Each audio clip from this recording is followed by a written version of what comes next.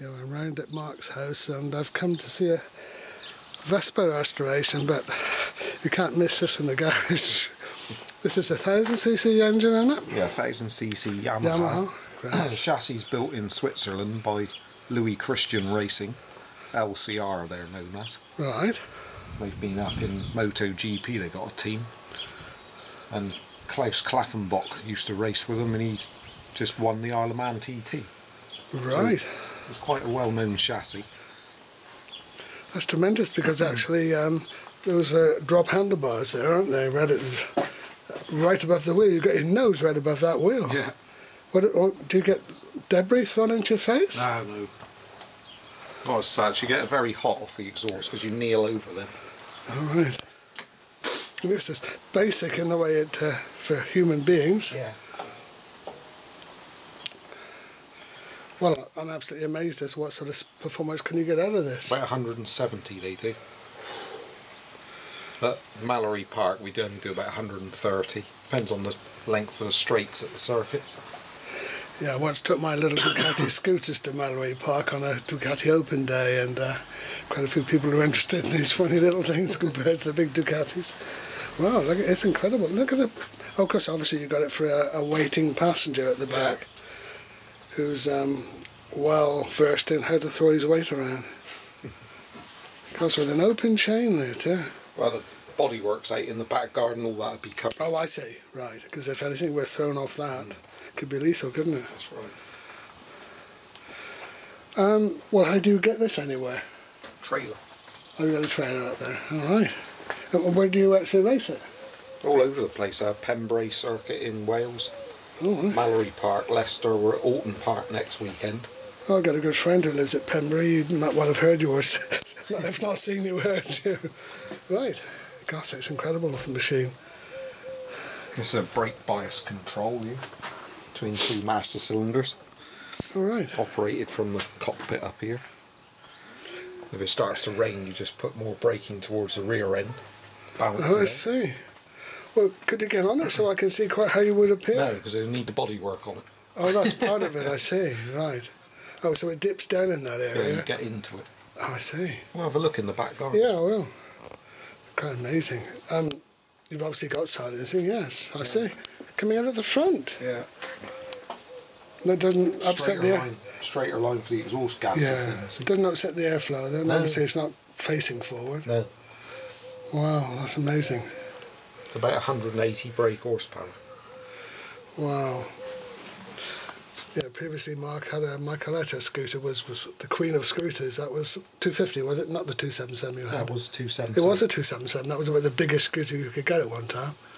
So this is rather fitting that he's gone on to that. Yeah, I'll look at the bodywork later, but I came around really to see the Vespa shining in the sun here. That's 180 SS? SS 180, yeah. Yeah, because I had a 180 Rally, which was very near the same sort of time period. Yeah. It's a beautiful smooth lines to it. And what state was that in when you got it? That was a wreck. Oh, it is amazing what can be done, isn't it? Yeah. It takes a bit of an educated eye to look at something and see if you can bring it back to life. What were your problems in getting bits then? Not too many. I did have to alter the side panels. They were Rally 200 side panels. Right. So I had to get a profile from a Vintage Motor Scooter Club member to draw around the profile and then extend them. Gosh. Because the backs of them are slightly wider on the SS. I remember you did similar sort of things with the Microcars, didn't you? Yeah, that's sort right. of the metalwork. Fabricating. The sort of things that most people would be a bit scared of trying to do. Remind me, would this be a 4-speed machine? Yeah. Certainly it's a real classic though.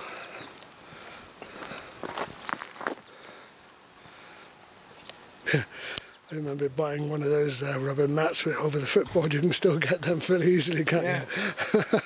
Amazing.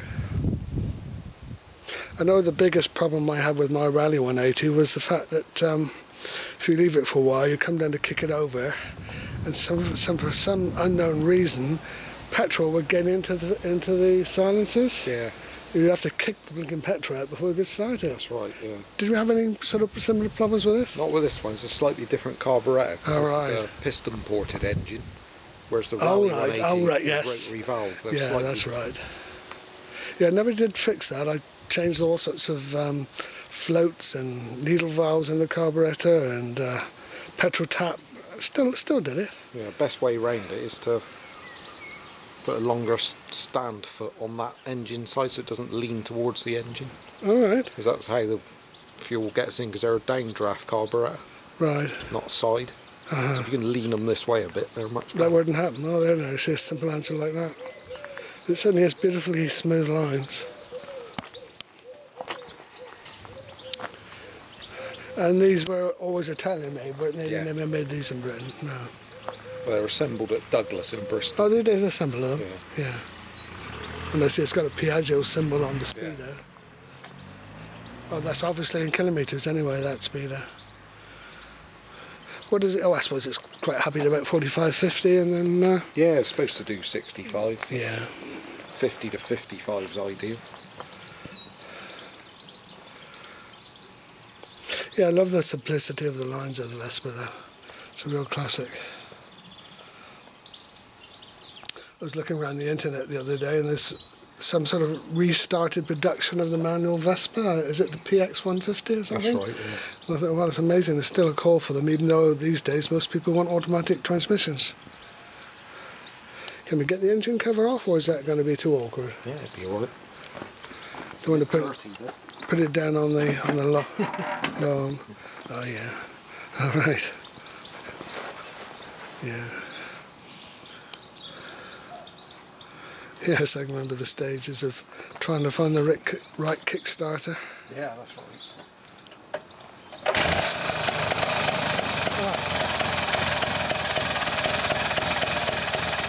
First kick.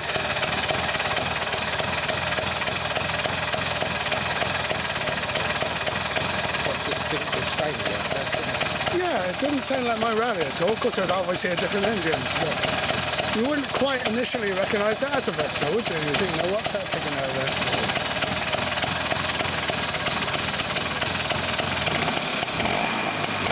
Now you recognise it as a Vespa, yeah.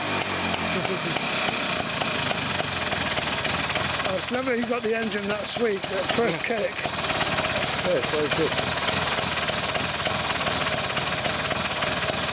That's a credit to you. Smashing.